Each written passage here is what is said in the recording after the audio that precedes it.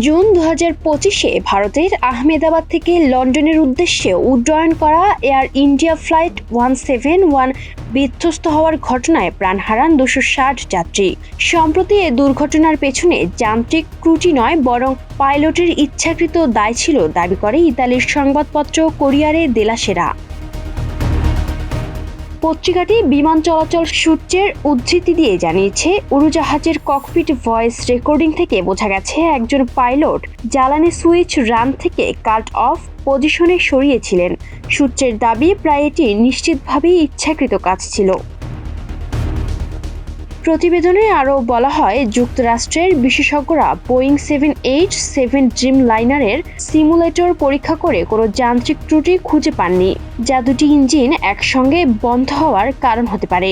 ফলে মানব হস্তক্ষেপই দুর্ঘটনার ঘটার সম্ভাবনা সবচেয়ে বেশি যৌক্তিক বলে দাবি করা হয়। এয়ার ইন্ডিয়ার উড়োজাহাজ বিধ্বস্তের ঘটনা তদন্তে সব তথ্য প্রকাশ করার জন্য বিশেষ করে পশ্চিমা দেশগুলোর পক্ষ থেকে ভারতের ওপর চাপ রয়েছে বলে উল্লেখ করা হয় প্রতিবেদনে। তদন্ত স্বচ্ছ না হলে ভারতের বিমান সংস্থার নিরাপত্তা মান পুনর্মূল্যায়ন হতে পারে, যা দেশের আকাশপথ, পর্যটন ও বাণিজ্যে প্রভাব ফেলবে।